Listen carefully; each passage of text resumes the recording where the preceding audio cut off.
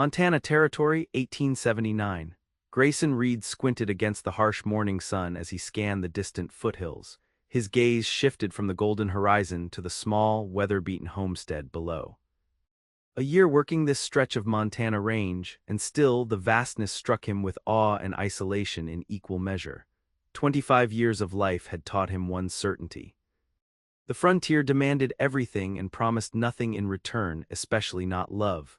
Time waits for no cowhand, Reed, his trail boss had said just yesterday. Find yourself a winter position or move along by week's end. Grayson adjusted his worn Stetson, running a hand through his sandy blonde hair.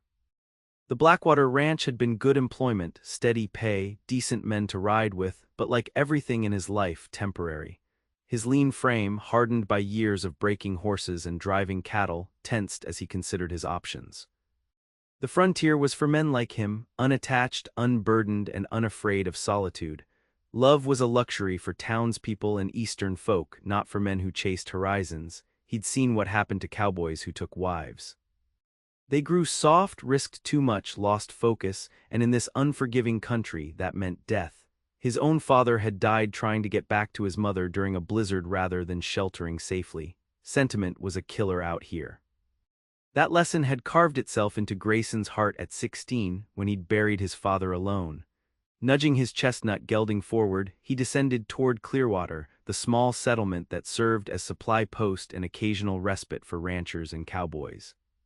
He needed supplies, information on winter work, and perhaps a drink, though not necessarily in that order. The main street of Clearwater was little more than a muddy thoroughfare lined with false-fronted buildings.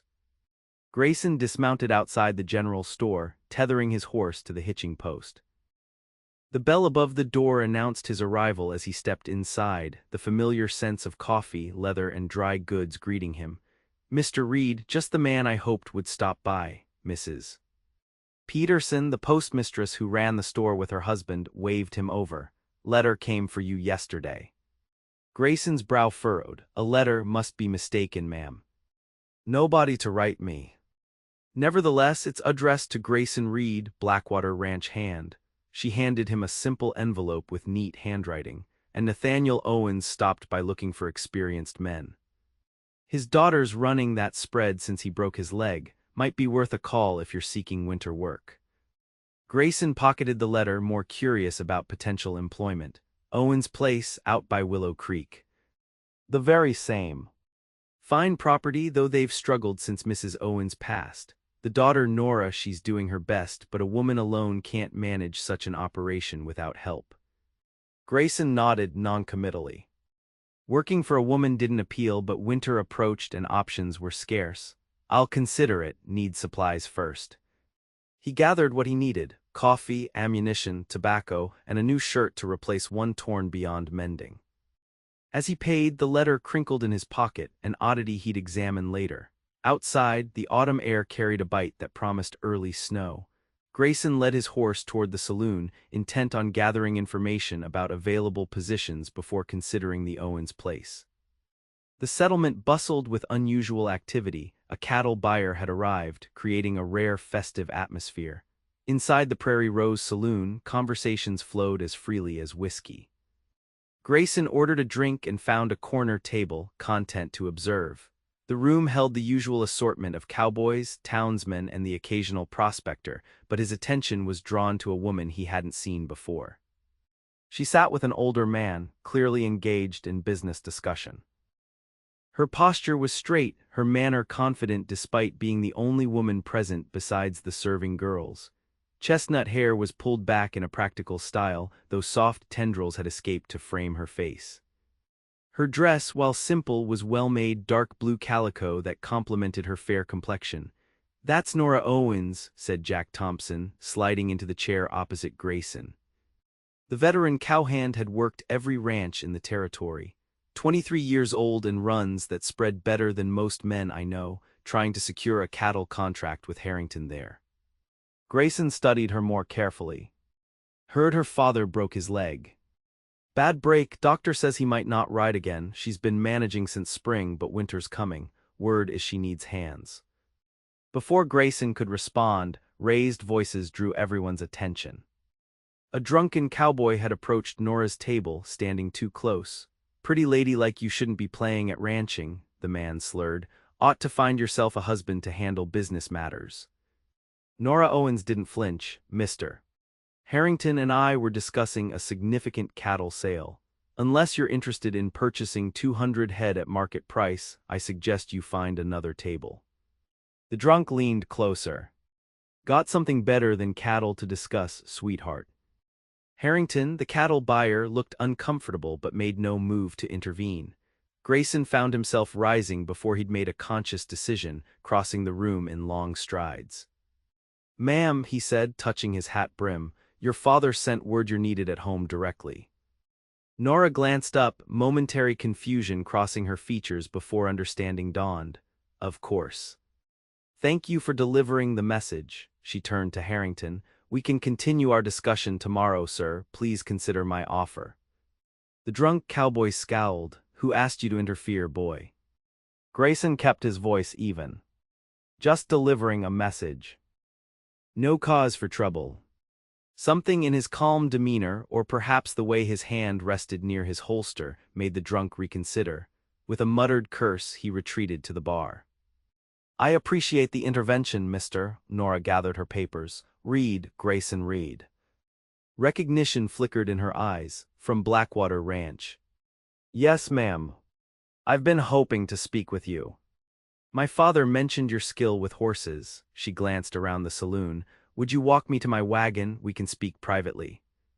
Outside, the late afternoon sun cast long shadows across the street. Nora Owens walked beside Grayson with purposeful strides. "I'll be direct, Mr. Reed. I need experienced hands for the winter, particularly someone who can manage the horses and assist with the cattle. The position would include room and board through spring roundup, with fair wages." Grayson hesitated. Working for a woman, especially one so young and he had to admit beautiful, seemed complicated. "With respect, Miss Owens, running a ranch is difficult business." "Yes, which is why I need capable help, not doubts about my abilities." Her green eyes flashed. "I've managed our books since I was 16, worked alongside my father since returning from school in Denver 3 years ago, and kept everything running since his accident. What I need is a horseman and a reliable hand, not another person telling me I should sell the ranch and move to town." Her directness surprised him. "Wasn't suggesting that." "Then what were you suggesting?" Grayson considered his words carefully. "Only that winter's hard, decisions get tougher when snow flies. All the more reason I need good men." They reached her wagon and she turned to face him fully. 3 months guaranteed work, Mr. Reed, more if we suit. You can start tomorrow." Something about her determination stirred his admiration despite his reservations. "I'll consider it, need to check other options first." Disappointment crossed her face, but she nodded. "Fair enough, our offer stands until tomorrow noon." She climbed into the wagon seat with practiced ease. "Good day, Mr. Reed." Grayson watched her drive away, struck by the contradiction she presented, refined yet practical, feminine yet commanding. She was exactly the kind of complication he avoided. Life was simpler alone.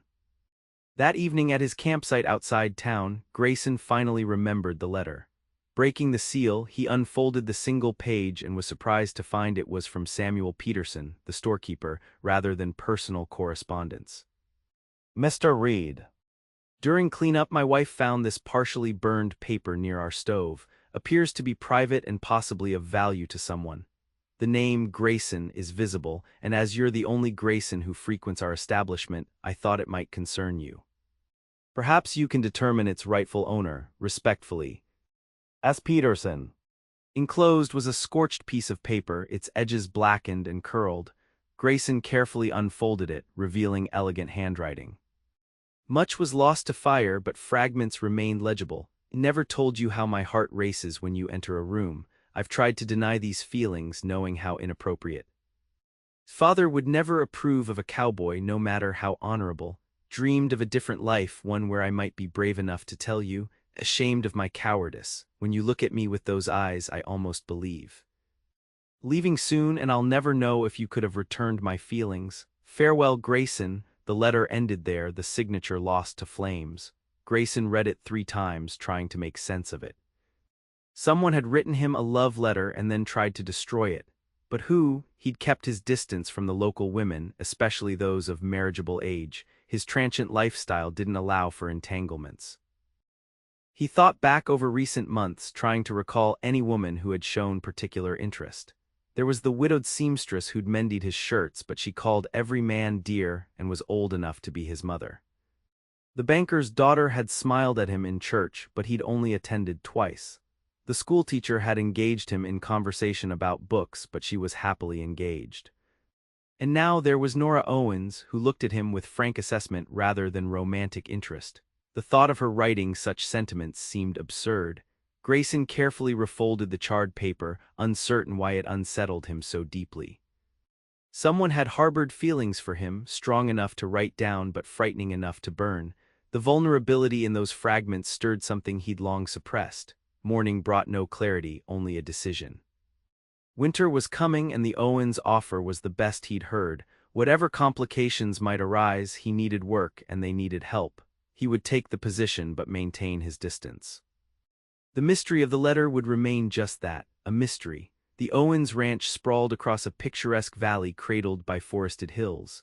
A substantial log house anchored the property, with a large barn, bunkhouse, and various outbuildings arranged nearby. As Grayson approached, he noted both care and recent neglect. A fence section needed repair, the barn roof showed patching, little tasks that accumulated when hands were few. Nora Owens emerged from the barn as he rode in, wiping her hands on a cloth. She wore practical divided riding skirts and a work shirt, her chestnut hair braided down her back. Recognition, then satisfaction crossed her face. "Mr. Reed, you've decided to accept our offer." Grayson dismounted, "If it still stands." "It does," she extended her hand in a businesslike manner. "Welcome to Willow Creek Ranch." Her handshake was firm, her palm calloused from work. Up close, Grayson noted the sprinkling of freckles across her nose and the flecks of gold in her green eyes. She was even prettier than he'd first thought, a fact he immediately tried to dismiss. "I'll show you to the bunkhouse, then introduce you to Father and our other hands. We're short-handed with just 2 men besides yourself, but if we work efficiently, we'll manage." The bunkhouse was clean and well-maintained, currently occupied by an older cowhand named Lewis and a younger man called Parker. After stowing his gear, Nora led Grayson to the main house to meet her father. Nathaniel Owens sat in a chair by the window, his splinted leg propped before him. Once a powerful man, his forced inactivity had diminished him somewhat, though his handshake remained strong and his eyes alert. "Reed, heard good things about your horse work, glad you've joined us." He gestured to a chair. "Sit and tell me about your experience while Nora fetches coffee." Nora gave her father an exasperated look. "I need to discuss the North Pasture rotation with Mr. Reed first, Father. Coffee can wait." "Business before pleasantries, is it?" Nathaniel chuckled. "She runs a tight operation, Reed. Hope you're ready." Grayson spent that first day assessing the ranch's condition and immediate needs. The horse herd particularly concerned him. Several needed attention before winter, and the breeding program Nathaniel had begun had faltered during his convalescence. By evening, Grayson had formulated plans to address the most pressing issues. Over supper, prepared by Mrs. Fletcher, who came from town 3 days weekly to cook and clean, Nora listened intently to his observations. Her questions were pointed, her understanding of ranching operations comprehensive. Grayson found himself impressed despite his initial skepticism. "Your assessment matches mine," she said finally. "If we start with the horse herd and northern fence line, we might catch up before the first heavy snow." Days fell into a rhythm of hard work from dawn until dusk. Grayson found himself increasingly drawn into the ranch's operations, offering suggestions that Nora considered carefully and often implemented. They worked side by side frequently, her competence challenging his preconceptions about women running ranches. One evening, 2 weeks after his arrival, Grayson was returning from checking on a pregnant mare when he noticed light still burning in the ranch office. Through the window, he saw Nora at the desk, head bent over ledgers. The sight gave him pause, her profile illuminated by lamplight, a strand of hair falling across her cheek as she worked. Something stirred in his chest, an unfamiliar warmth he quickly suppressed. The next morning they rode out together to check cattle in the far pasture. Autumn painted the landscape in brilliant hues, the air crisp and invigorating. They worked in comfortable silence until Nora unexpectedly opened a more personal conversation. "What brings a man like you to Montana, Mr. Reed? You've skills that would be valued anywhere." Grayson considered deflecting but found himself answering honestly. "Freedom, I suppose, space to breathe, no entanglements." "You avoid entanglements deliberately then." "Found they complicate life unnecessarily." Nora studied him. "Family, sweetheart waiting somewhere." "No family since my father died." "No sweetheart ever," he redirected the conversation. "What about you? Expected someone like you would have married by now." A shadow crossed her face. "I had opportunities in Denver, chose to return home instead." "The ranch needed me, especially after Mother died." She urged her horse forward. "Father thinks I should sell and marry some merchant or banker, start a proper life." "But you disagree." "This land is in my blood, Mr. Reed. I've loved it since childhood. The idea of surrendering it, of becoming some man's ornament in town," she shook her head vehemently. "I'd rather work myself to exhaustion every day." Her passion resonated with Grayson more than he cared to admit. "Your father built something worth preserving. We built it together, mother, father, and I. Now it falls to me to maintain their legacy." She looked across the valley with fierce pride. "I won't fail them." As winter approached, Grayson found himself increasingly drawn into the Owens family dynamic. Nora insisted he take meals at the main house rather than the bunkhouse, placing him in an unusual position, neither family nor simply an employee. Nathaniel clearly approved, often manipulating situations to leave Grayson and Nora alone together. "Father's matchmaking is becoming embarrassing," Nora commented one evening as they reviewed breeding records after Nathaniel had made a transparent excuse to retire early. "I apologize." Grayson shifted uncomfortably. "No harm done. Still, it's inappropriate. I've told him repeatedly that our relationship is professional." "Of course," Grayson agreed, ignoring the unexpected twinge of disappointment her words caused. Nora hesitated, then closed the ledger. "May I speak frankly, Mr. Reed?" "Always." "You've been here nearly a month, yet still address me formally. The other hands call me Miss Nora at least. From you, the formality feels like distance." Grayson hadn't realized his careful boundaries were so transparent. "Habit, I suppose." "Is it, or is it difficulty taking direction from a woman?" Her direct gaze challenged him. "Not at all. You've proven your competence thoroughly." "Then what? Because I sense reservation in you, particularly toward me." Grayson struggled to articulate feelings he barely acknowledged himself. "The reservation is toward complications. I've always worked, earned my pay, and moved on when necessary. No attachments." "And you fear I represent potential attachment?" A flush colored her cheeks. "That's presumptuous, Mr. Reed. I've given no indication of romantic interest." "I didn't mean," Grayson fumbled for words. "I only meant that working closely with any ranch family creates connections that make leaving more difficult." "I see." Her expression cooled. "Well, rest assured your employment contract has a clear end date. Your freedom remains intact." She stood abruptly. "Good night, Mr. Reed." After she left, Grayson cursed his clumsy explanation.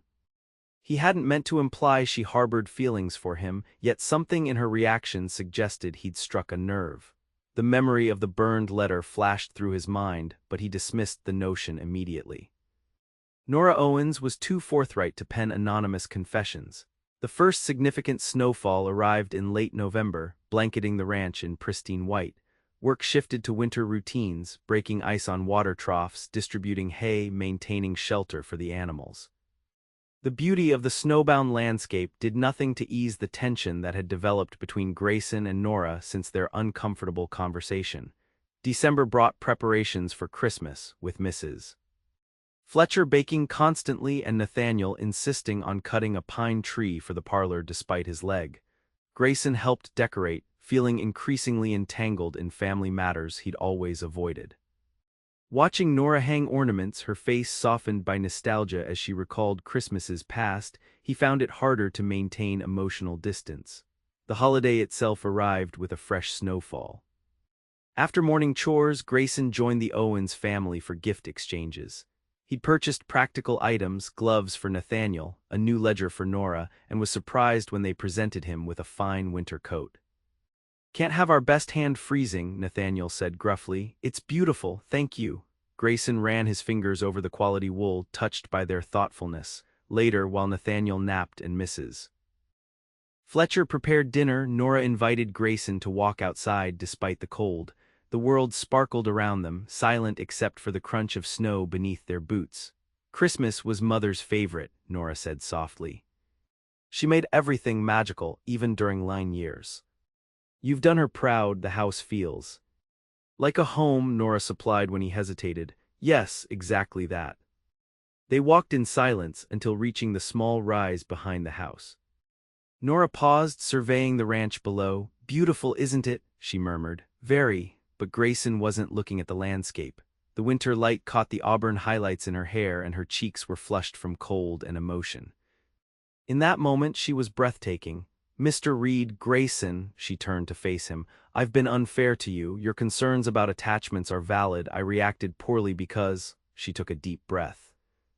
"Because I recognized myself in your caution. I too have avoided entanglements that might complicate my commitment to this ranch."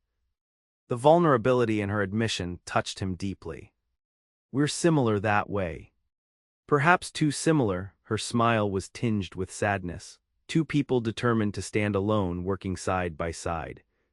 Something shifted between them in that moment, an acknowledgement of mutual understanding that felt dangerously close to connection. Before Grayson could respond, Mrs. Fletcher's dinner bell rang in the distance. "We should return," Nora said, breaking the spell. "Father will be waiting." The year ended and a new one began, bringing bitterly cold temperatures that kept everyone close to hearth and home. During these forced periods of inactivity, Grayson found himself increasingly in Nora's company, playing chess, discussing books, or simply sitting companionably while she sewed and he whittled. One evening, when Nathaniel had retired early complaining of his aching leg, Nora brought out a bottle of her father's good whiskey. "A small rebellion," she explained with a mischievous smile that transformed her face. "Father believes ladies shouldn't partake." Grayson accepted the offered glass. "And you disagree?" "I disagree with many constraints placed on ladies." She sipped her whiskey with evident appreciation. "I attended school in Denver where I learned Latin, mathematics, and literature alongside deportment and needlework. Yet society expects me to pretend interest only in the latter." "You're fortunate your father allowed such education." Mother insisted. She believed women needed substance beneath social graces. Nora swirled her whiskey thoughtfully. "What of your education, Grayson? You speak more eloquently than most cowboys." "My mother was a schoolteacher before marrying my father. She taught me until she died when I was 12. After that, books became my companions during lonely watches." "What happened to your father?" The question probed old wounds, yet Grayson found himself answering.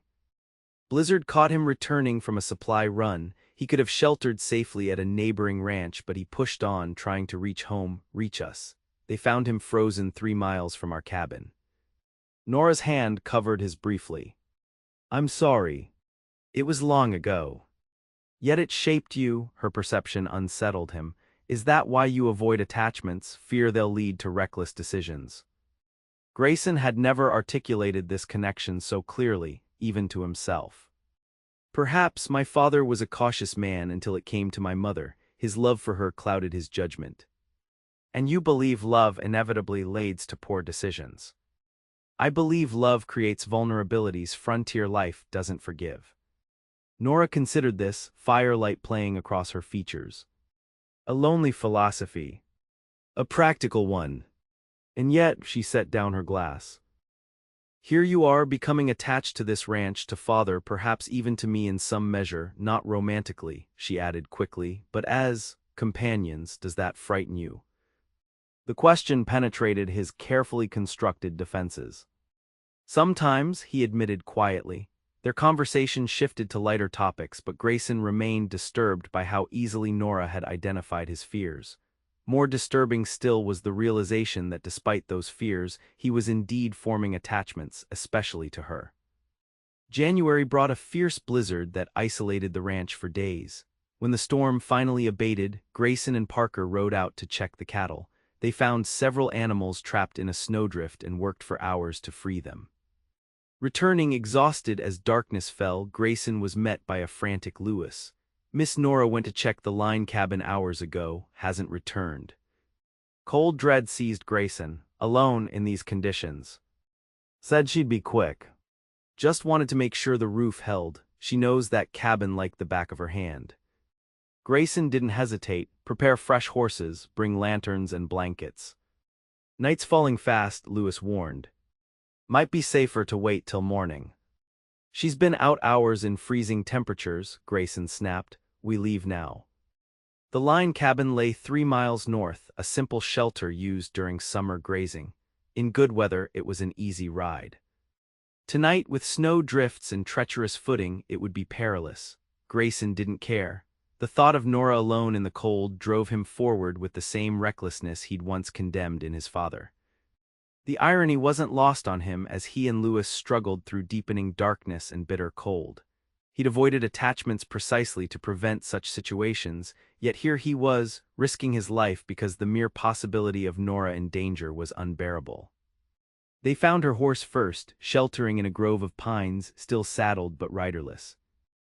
"She must have continued on foot," Grayson said, fighting rising panic. "The cabin's just over that rise." When they finally reached the line cabin, it was ominously dark. Grayson dismounted before his horse fully stopped, rushing to the door. It opened at his touch, revealing pitch blackness within. "Nora," his voice echoed in the empty space. Lewis followed with a lantern, its light revealing an interior undisturbed by recent habitation. "She never made it here," Grayson realized with horror. "She's somewhere between the ranch and—" A faint sound outside interrupted him.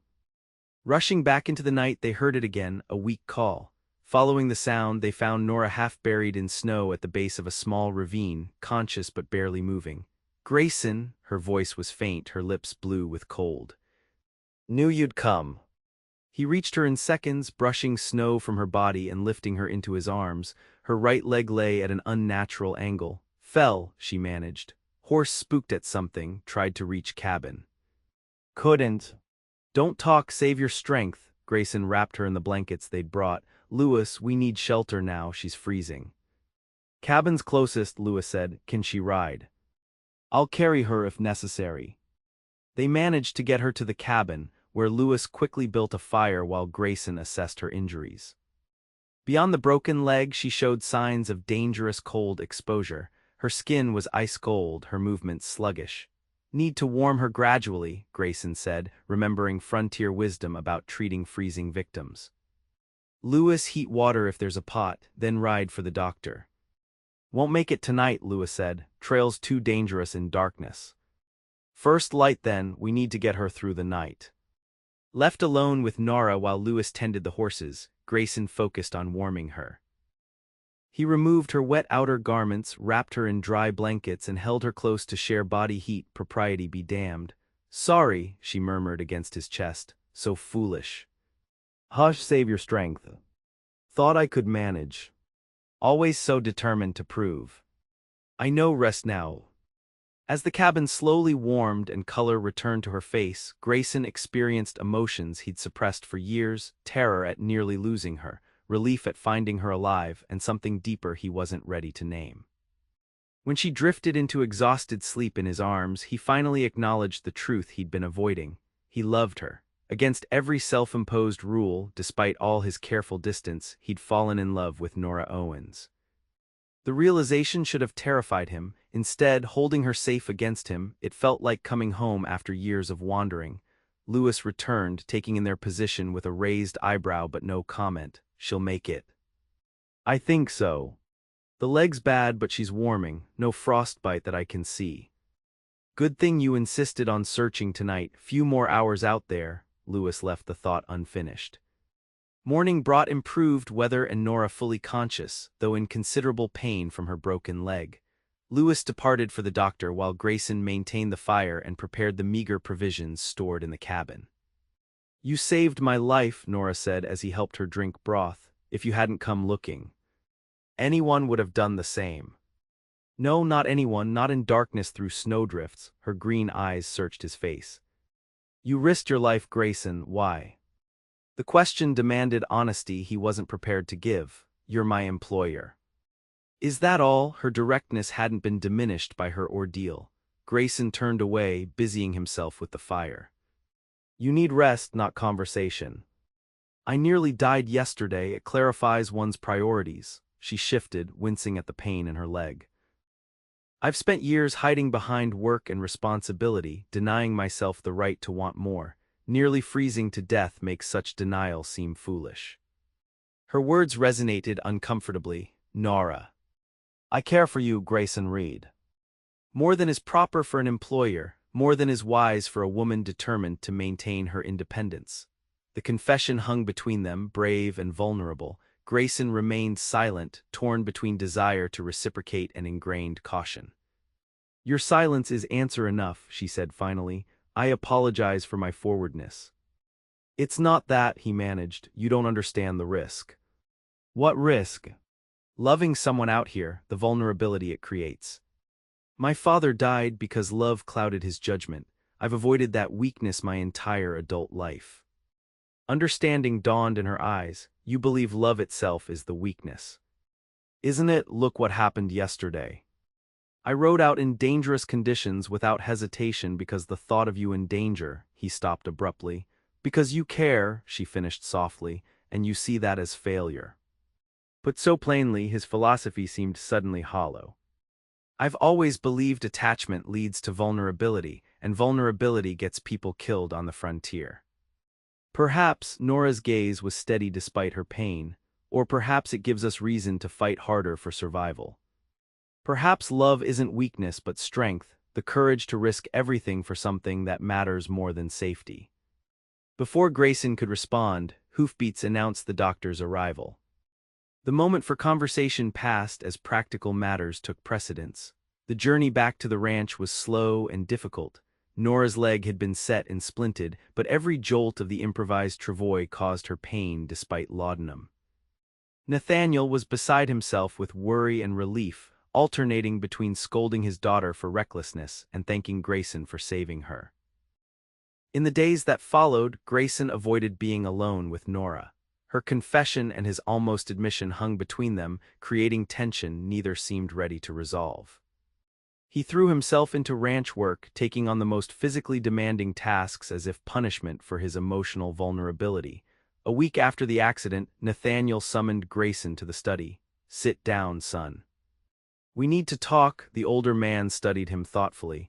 "You've been working yourself half to death. Any particular reason?" "Just earning my keep." Nathaniel didn't look convinced. "Nora tells me you saved her life." "Lewis helped. Anyone would have." "Not in those conditions, they wouldn't." Nathaniel leaned forward. "Lewis told me you didn't hesitate, said you rode out like a man possessed." Grayson shifted uncomfortably. "She needed help." "Indeed she did. Just as she needs help now running this ranch with a broken leg." Nathaniel's shrewd eyes assessed him. "Yet you've barely spoken to her since returning." "Been busy with chores." "Been avoiding her more like," Nathaniel sighed. "My daughter confessed something to you in that cabin, didn't she?" Startled, Grayson looked up. "Sir, I know my daughter Reed. Near-death experiences tend to make people honest about their feelings. And Nora's been watching you with heartbreak in her eyes since you returned." Grayson remained silent, unwilling to betray Nora's confidence. "Let me tell you something about love and loss, son. I loved my wife for 30 years. Lost her to pneumonia 3 winters ago. If I had known our time would be cut short, would I have loved her less to protect my heart? Never. I would have loved her more fiercely, cherished every moment." "With respect, sir, that's different." "Is it?" "You think avoiding love protects you from pain?" Nathaniel laughed without humor. "Life brings pain regardless. The question is whether you'll also allow it to bring joy." The conversation left Grayson unsettled. That evening, unable to sleep, he wandered to the barn where he often found solace among the horses. To his surprise, he found Nora there, seated on a bale of hay, her splinted leg extended before her. "Couldn't sleep either," she asked. "How did you get out here with that leg?" "Determination and crutches," she patted the hay beside her. "Join me." Hesitantly, Grayson sat, maintaining careful distance. "I want to apologize," Nora said after a moment. "My confession was unfair. You were trying to save my life and I burdened you with unwelcome feelings." "They weren't unwelcome," Grayson admitted quietly, "just frightening." "Frightening?" She turned to look at him. "I've spent years convincing myself that remaining unattached was strength, that caring for no one meant having no vulnerabilities." He met her gaze directly. "Then you happened, Nora Owens, with your fierce independence and unexpected softness." Hope flickered in her eyes. "What are you saying, Grayson?" "I'm saying I rode into that blizzard without a second thought because the idea of a world without you in it was unbearable. The admission felt like stepping off a precipice. I'm saying you've made me question every rule I've lived by." "And is that a bad thing?" "I don't know," he ran a hand through his hair.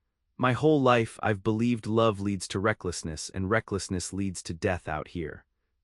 Or perhaps love gives us courage when courage is needed most." Her hand found his. "Perhaps it makes life worth the risks we must take to live it fully." The warmth of her touch anchored him. "I'm afraid," he confessed, "not of loving you. I suspect that's already happened despite my best efforts. I'm afraid of what it means. Of the vulnerability, of the possibility of loss." "As am I," her honesty surprised him. "You think I'm not terrified? Loving you means risking this ranch I've fought to preserve, if we fail, if you leave." "I wouldn't." "You've built your life around avoiding attachments, Grayson. How can I trust you'll stay when staying means facing your greatest fear?" The question struck him like a physical blow. She was right to doubt him. His entire adult life had been structured around temporary arrangements, always moving on before connections deepened. "I don't have an answer," he said finally, "only that something changed in me when I found you in that snow." The man who's avoided attachments all these years would have ridden out come spring without looking back. "I don't think I can be that man anymore." A small smile curved her lips. "That's a start." They talked for hours in the quiet barn, the horses occasionally shuffling in their stalls. Grayson spoke of his nomadic years, the loneliness he'd never acknowledged. Nora shared her struggles maintaining the ranch, her fears of failure, her secret desire for partnership that wouldn't diminish her independence. "We're both so stubborn," she said as dawn light began filtering through the barn windows. "Both so determined to stand alone. Perhaps that's why we recognize each other." Grayson touched her cheek gently. "Two people finally tired of standing alone." In the weeks that followed, their relationship evolved cautiously. Nathaniel observed their growing closeness with poorly concealed satisfaction but respected their privacy. As Nora's leg healed, she and Grayson established a new working rhythm, their partnership deepening on multiple levels. February brought warmer days that hinted at spring's approach. One afternoon, while organizing the ranch office, Grayson discovered a familiar piece of stationery, the same distinctive paper as the burned letter he'd carried since autumn. He stared at it, connections suddenly forming in his mind. That evening, after dinner, he asked Nora to walk with him despite her still healing leg. "There's something I need to show you," he said, producing the charred paper from his pocket. "This was given to me months ago. Someone wrote it and tried to burn it. I never knew who." Nora took the fragment, her expression changing from curiosity to shock as she recognized the handwriting. Color drained from her face. "Where did you get this?" Her voice was barely audible. "Peterson found it near their stove in town. You wrote it, didn't you, to me?" She couldn't meet his eyes. "Yes." "When?" "The day we met." "In town, at the saloon." She looked up finally, embarrassment evident. "It sounds foolish now, but I'd heard about you for months. Father's foreman mentioned you frequently, your skill with horses, your intelligence. I built a ridiculous fantasy around a man I'd never met." "Then I appeared in person and disappointed the fantasy?" Grayson asked gently. "No," her smile was self-deprecating. "You were exactly as described, even more handsome than I'd imagined. I wrote that letter in a moment of madness, then realized how inappropriate it was. I tried to burn it at the store while purchasing supplies. Why did you hire me, knowing you had these feelings? Because by then, I desperately needed help with the ranch. I convinced myself I could be professional, that the infatuation would fade once we worked together. She shook her head ruefully. Instead, the opposite happened. The fantasy became real affection based on knowing the actual man. Grayson took her hands in his. I've carried this fragment for months, wondering who could have written such words, to discover it was you. Is disappointing. Is the greatest gift I could imagine. He drew her closer. I love you, Nora Owens. Despite every defense I built, every rule I made, I love you completely. Their first kiss was gentle, a promise exchanged beneath the vast Montana sky. When they returned to the house hand in hand, Nathaniel took one look at their faces and broke into a broad smile. About time was all he said. Spring arrived in earnest, bringing new calves, fresh grass, and wedding plans. The burned letter, carefully preserved, became a talisman of their unexpected journey toward each other. On their wedding day in May 1880, with wildflowers carpeting the valley and the ranch flourishing under their combined care, Nora and Grayson exchanged vows before family and friends gathered on the property they both loved. Nathaniel, walking with a cane but beaming with pride, gave his daughter away. From this day forward, Grayson promised, I will never again fear attachment. The strength I find in loving you makes me braver, not weaker. And I, Nora responded, will never again hide my heart behind independence. In partnership, we are stronger than either of us alone. That evening, as sunset painted the sky in spectacular colors, they stood together on the porch of what was now their home. I still can't believe a half-burned love letter led us here, Nora mused, leaning against her husband. I'm grateful you failed at destroying it. Grayson kissed her temple, though I would have found my way to you eventually. Some connections can't be avoided, no matter how hard we try. To think we both feared love would make us vulnerable, she smiled up at him, when all along it was the armor we needed to face life's harshest challenges. Grayson Reed, who had once believed the frontier allowed no space for love, now understood the truth. The vast, unforgiving land wasn't meant to be faced alone. Love wasn't weakness, but the very strength needed to tame the wilderness, both the physical landscape and the solitary places within the human heart. As stars appeared above Willow Creek Ranch, he held his wife close, no longer afraid of the attachment that had transformed his life. The cowboy who found a burned love letter had finally found his home.